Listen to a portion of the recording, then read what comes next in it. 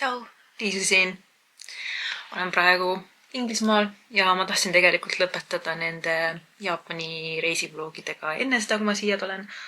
Aga elu on nagu ta on ja jäi mul see videotöötlus viimasele minutile või jah, natuke hiljaks jäin sellega. Aga siin ma nüüd olen ja siin ma siis panen kokku meie viimast reisivlogi viimastest päevadest Tokyos minu perega.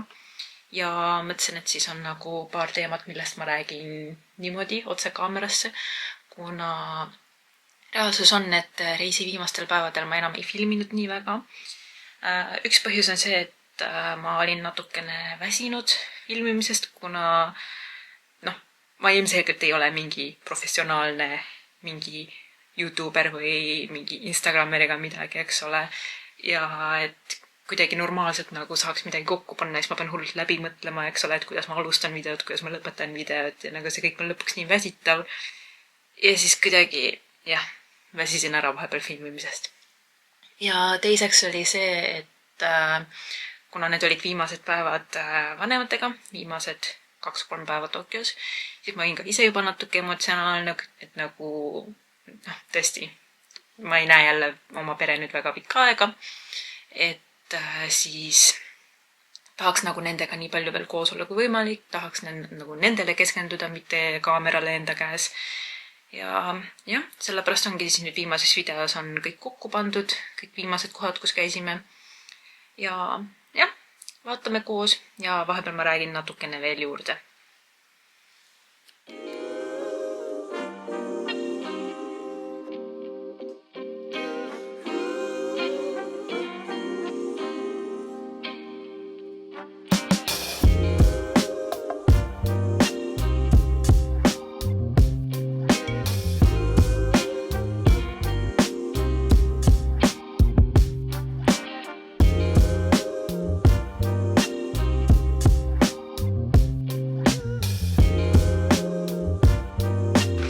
Siis nüüd me lähme Shibuya Skysse, lähme üles ja meil on pilletid kella 6-st. Saame siis sisse minna ja siis näeme Tokyot ülevalt kõrgelt.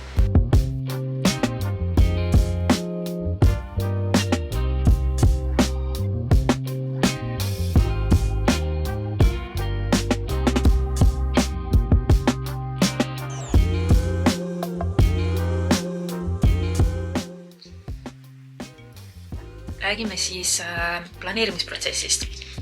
Et põhiliselt käis kõik niimoodi, et kuna ma olin enne Jaapanisse kolimist mingi 2 korda siin käinud, väga põhjalikult reisinud või enda jaoks põhjalikult.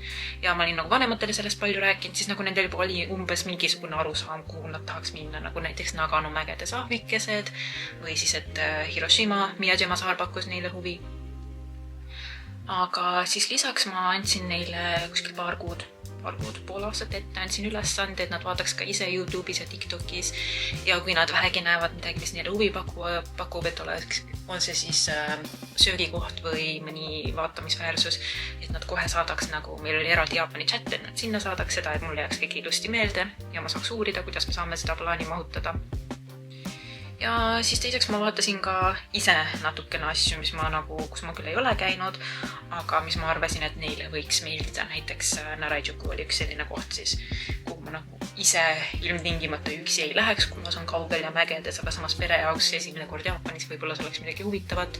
Saatsin neile pildid ja kohe ema ütles, et 100% sinna tuleb minna. Et niimoodi me planeerisime ja siis lisaks tavalisele plaanile, kus meil oli siis nagu hommik-lõuna õhtu kõik tegevused ära planeeritud, me tegime ka toidugraafiku samamoodi hommik-lõuna õhtu, kuna väiksemates linnades on veel enam-vähem okei, aga just nagu Tokyo ja Kyoto, nendes linnades on see oht, et sa pead kas järjekorras seisma või siis sa üldse ei saa sööma. Või sa saad sööma, aga võib-olla kuhugi, kus nagu ei ole nii hea, näiteks turistikas koht, eks ole. Turistikad siis, mis on sellised nagu suurte rongijaamade juures. Ja nagu sellistes kohtades üldjuhul söök võib olla odav, sa võid sinna kohe sisse saada, see võib näha hea välja, aga maitse ja teenindus ei pruugi just kõige parem olla. Ja siis vastavalt sellele plaanile, me hakkasime igal pool kohti reserveerima, kus vähegi võimalik.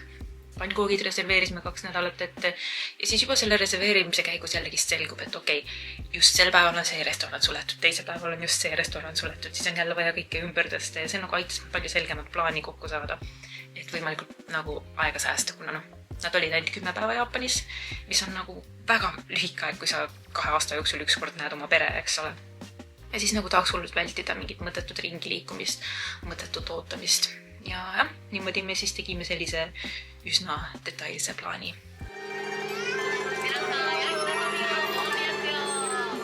Minasan, konnichiwa!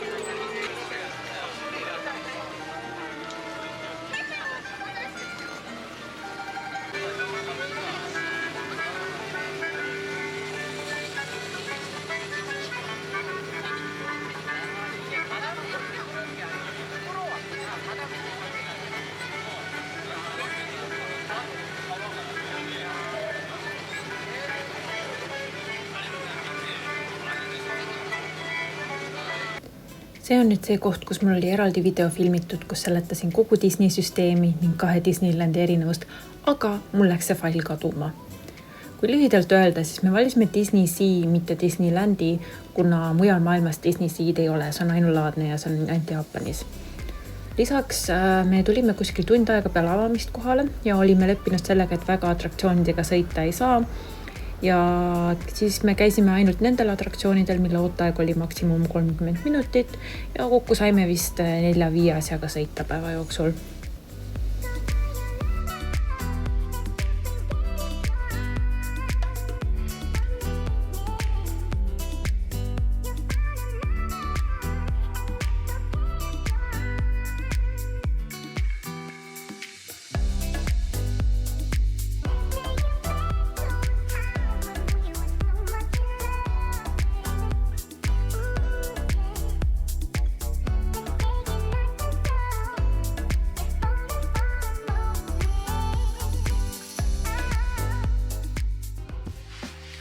Kui nüüd rääkida natuke reisimuljetest, et mis meeldis, mis ei meeldinud, siis neid asju oli ka natukene, et mis meeldis oli loomulikult söök, mis on arusaadav, nagu Jaapani söök on üks parimaid üldse, eks ole. Ja eriti meeldis neile just Jaapani angerjas ja odav sushi. Me käisime mitu korda sushiroos, mis on siis siuke, kus sul nagu vanasti lindi peal jooksis sushi ringi, aga nüüd pärast koroonat ja pärast mõningaid skandaale ei ole enam, nagu sushi ei jookse enam väga lindi peal ringi. Nii et jah, sellistes kohtades käisime, need meeldisid neile väga, et just see, et nagu kui odavalt on siin võimalik saada väga head toitu. Siis neile meeldisid Jaapani burgerid, meeldis nagu tänaval igasuguseid asju proovida ja nagu nii palju oli igasuguseid uusi maitseid, mida nad ei ole varem isegi nagu proovinud ja mida on nagu väga raske kirjeldada, kui sa nagu ei ole varem midagi sellist söönud. Me panime plaani ainult ühe lossi, milleks oli Matsumoto loss ja algselt meil oli plaanis mitu tükki panna, aga siis me mõtlesime, et need ikka ei ole vaja, eks ole, piisab ühest. Ja siis ongi nüüd see koht, et neile see Matsumoto loss nii väga hakkas meeldima, et kui nad peaks uuesti Jaapanisse tulema, siis nad tahaks veel igasuguseid losse näha, mis on see nagu positiivne üllatus, et neile see väga meeldis. Ja mis ei meeldinud, mis nagu lähebki nagu tagasi minu selle reisiplaani juurde, et nagu ühest küljest on väga hea, et nad nii palju asju nägid nii lühikese ajaga. Aga teisest küljest on natukene kahju, et neil ei olnud natukene rohkem aega. Et ühes kohas natuke kauem nagu ringi jalutada, natuke rohkem linna näha, et nagu käisime küll ringi, aga siis, et okei, meil on paar tundi, nüüd me peame juba järgmisesse kohta minema. Et sellest oli natuke kahju ja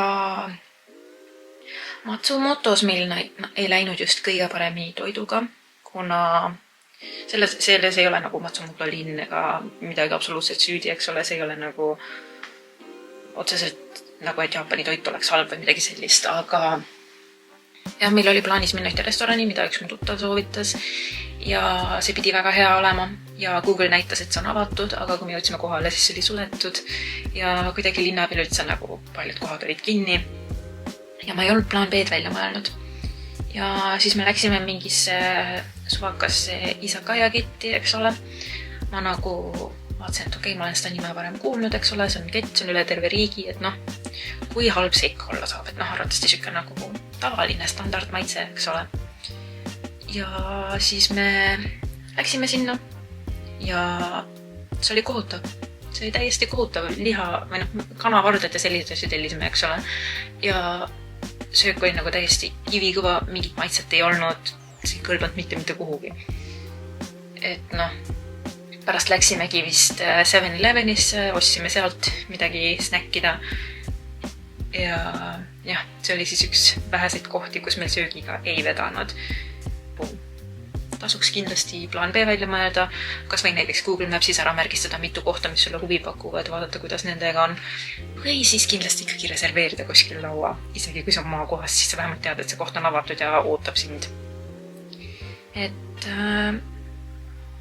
jah, see oli vist ainuke siuke suurem äpardus, mis meil reisi jooksul oli. 10 päeva sai läbi väga ruttu ja oligi aeg hüvasti jätta. Kuid õnneks seekord ei ole paus nii pikk ja tõenäoliselt juba sel aastal näeme jälle.